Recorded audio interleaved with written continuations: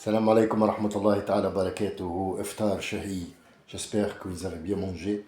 Et bientôt, là, on va aller dans à peu près 10 minutes euh, faire la prière du soir et puis terminer, puisque le but de ce mois, c'est lire une fois par an le Coran en entier. Et ils se font dans le Tarawih. Ce sont des mots qui, pour la plupart, sont familiers. Pour certains, ne le sont pas. Effectivement, quelqu'un qui est d'origine française et vous lui dites Tarawih, Salet, c'est bizarre tous ces mots-là. Mais par contre, si vous lui dites le jeûne et la prière du soir, là c'est plus compréhensif. Alors déjà, d'abord, je voulais vous parler d'une personne que j'admire personnellement et que j'écoute de temps en temps, qui s'appelle Madame Jacqueline Chabi. C'est une personne d'un certain âge, très respectueuse, qui a fait son entrée par les grandes portes de l'islam.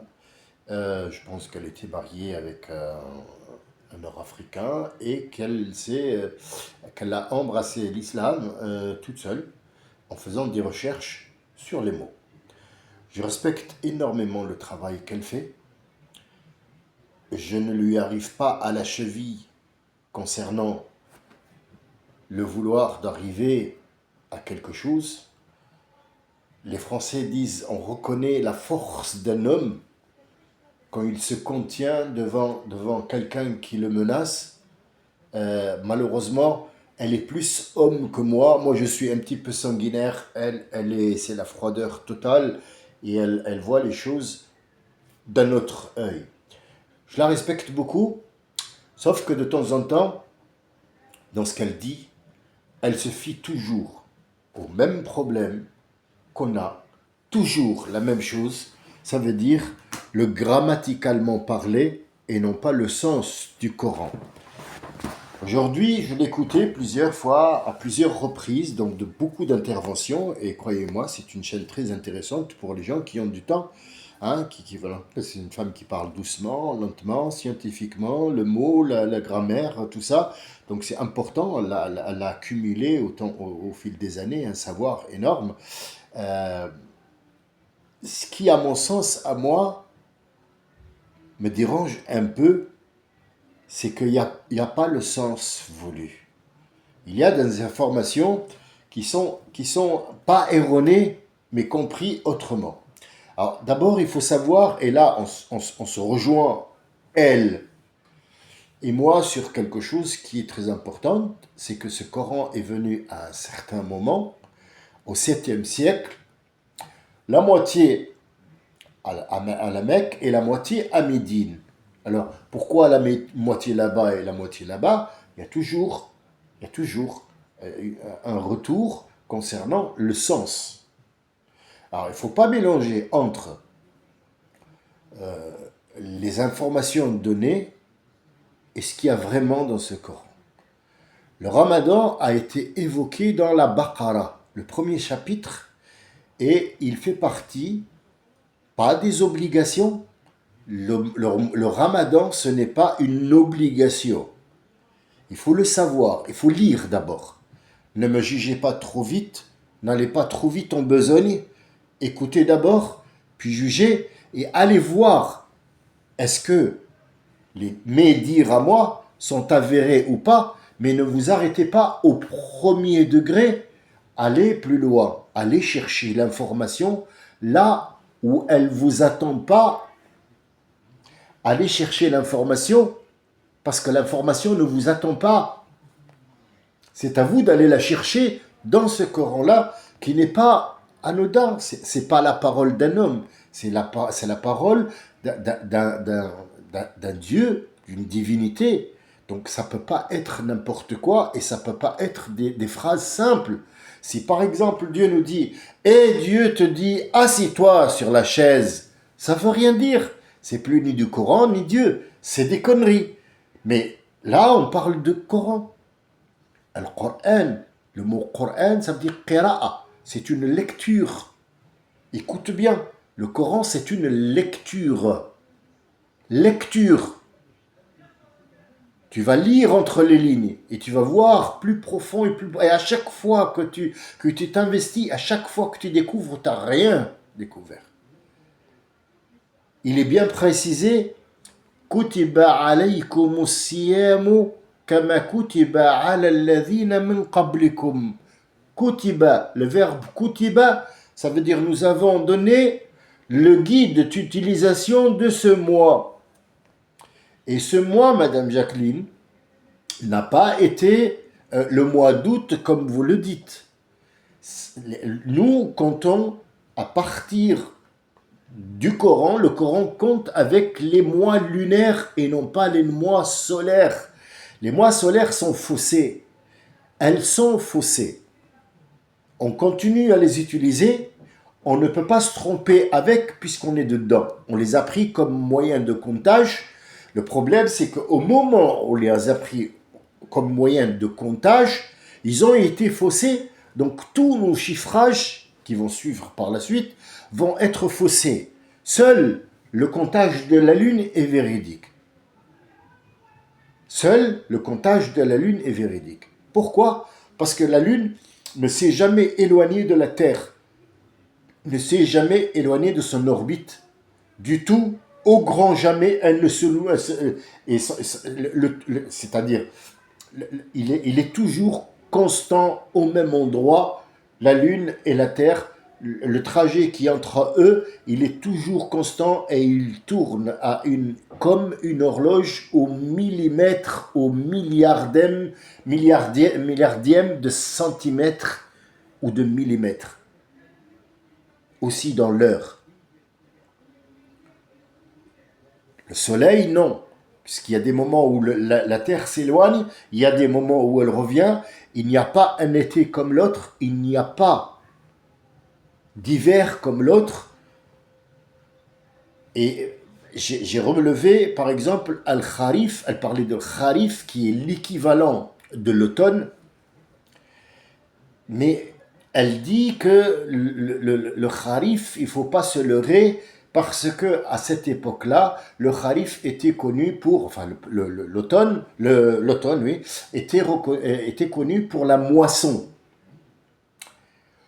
Je pense que, Madame Jacqueline, je pense que vous avez lu la grammaire, oui, je vous tire un coup de chapeau, mais sur ce coup-là, je pense qu'il y a à réviser un petit peu.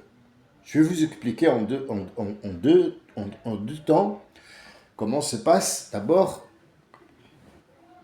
ce mois de Ramadan. Le mois de Ramadan, il s'appelle Ramadan comme l'autre s'appelle Janvier.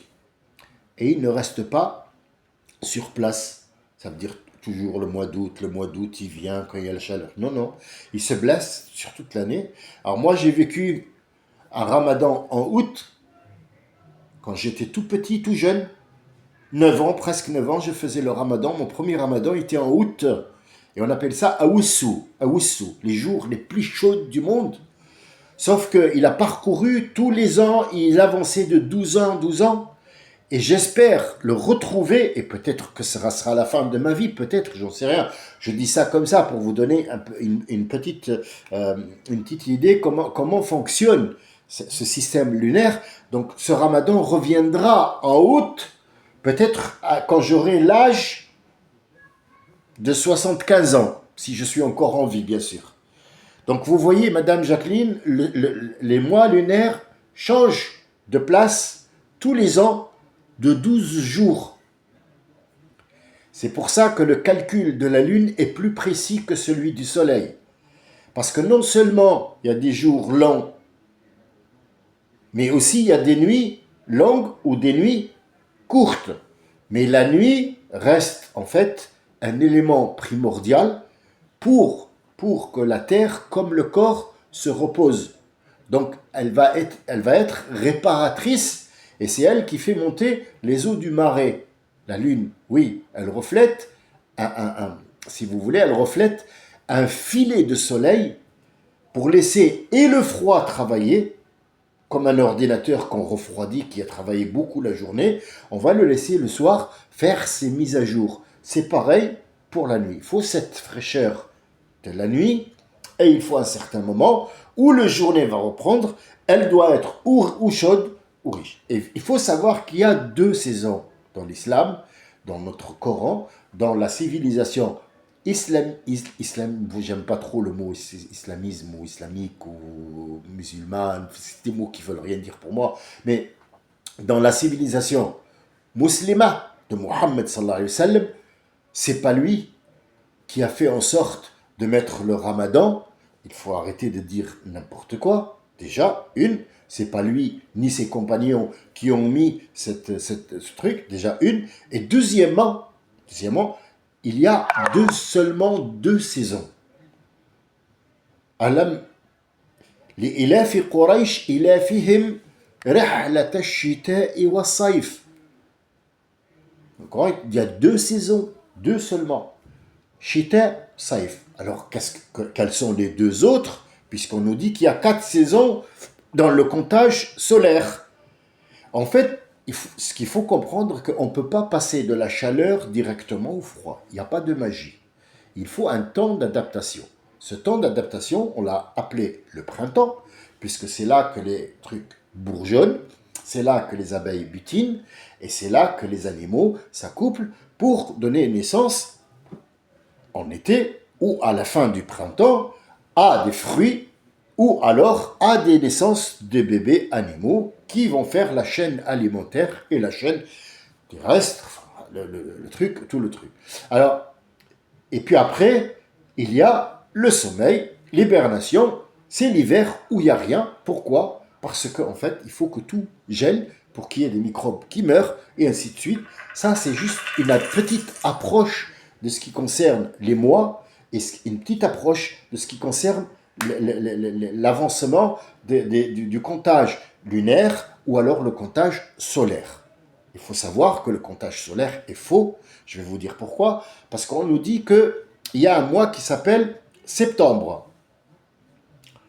Et après, il y a novembre et décembre. On a un petit problème là.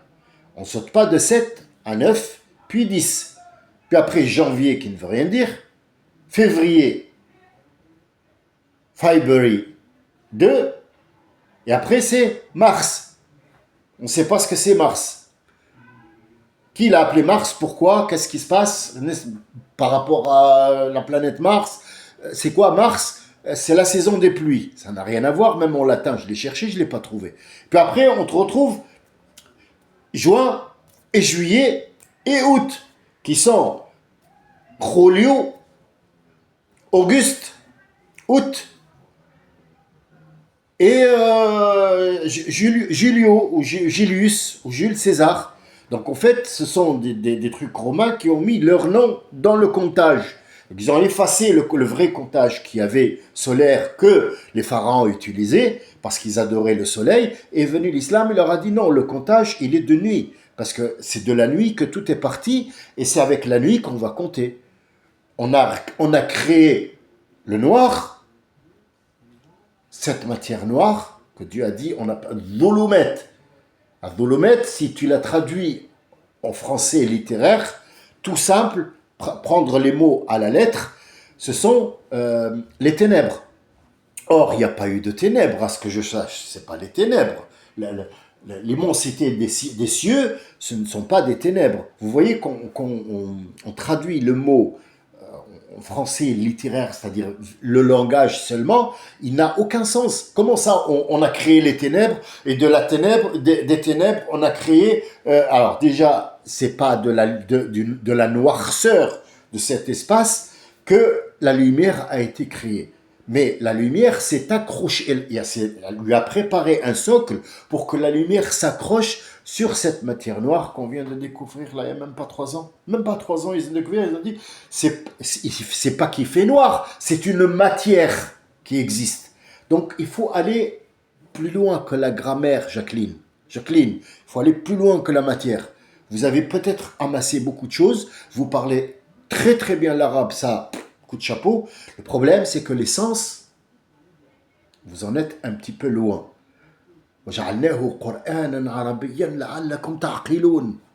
Nous l'avons fait en arabe pour que vous puissiez ouvrir vos chakras, vos esprits et regarder d'autres choses que vous ne trouverez pas dans un autre langage. C'est pas que les autres langages ils sont pourris, mais non, c'est que l'arabe, il y a des sens à ne plus finir, c'est infini les sens. Or, en français, si on prend le sens de quelque chose, eh ben ça donnera 2 trucs, 3, 4 maximum et ça s'arrête là. Or en arabe, c'est une infinité de sens qu'il faut prendre et ça ressemble à chacun de nous. Tu vois, c'est presque, ça relève presque du miracle en fait. Et c'est un miracle. C'est comme ça qu'il faut voir les choses. Pourquoi il y a 12 mois, je vous ai promis l'autre fois de vous en parler. Maintenant, peut-être que c'est un petit peu décalé par rapport à ce que j'ai vu. Moi, je voulais vous guider vers cette Jacqueline Chabi. Vous allez la trouver, hein, vous tapez sur YouTube Jacqueline Chabi, vous allez voir. Elle est très très bien. Il n'y a pas de problème. Un petit peu plus long que moi parce que moi j'utilise un langage simple, tout simple, pour que je puisse approcher le plus de monde et qu'ils me comprennent dans un langage qu'ils ont eu l'habitude de faire. Et il faut savoir un autre truc, c'est que l'arabe, maintenant dans les pays soi-disant arabes, il n'y a plus d'arabe littéraire. C'est un autre arabe qu'ils ont mis en place comme il en est pour le français.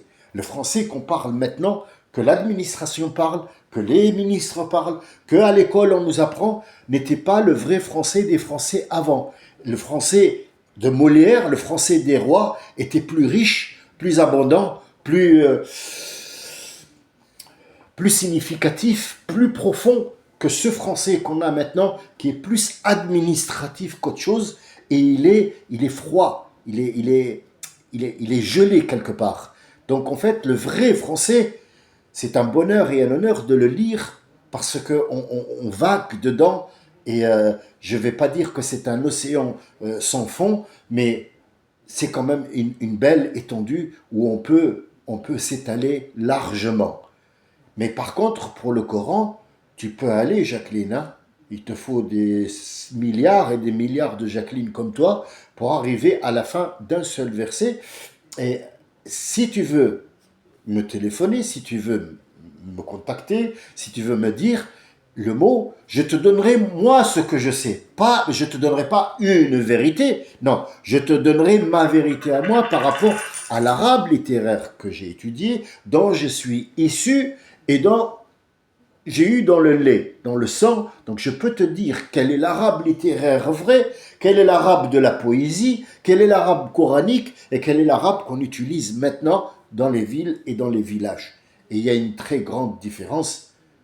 Très grande différence. J'avais aussi promis de vous dire qu'est-ce que c'est que Sakina. Malheureusement, cet épisode a été effacé par YouTube. Ils ont trouvé que mes propos étaient déplacés. Je le répète pour 2e fois. Ça m'a trop secoué parce qu'il n'y avait pas de propos.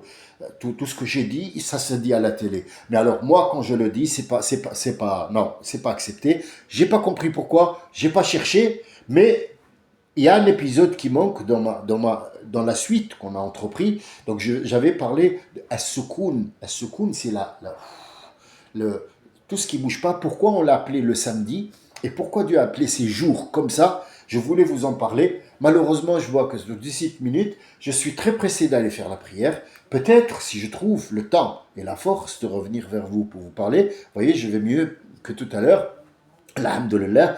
Mais si je ne trouve pas le temps, je vous promets que demain, je vous parlerai de ce que ça veut dire le fichage dans le temps.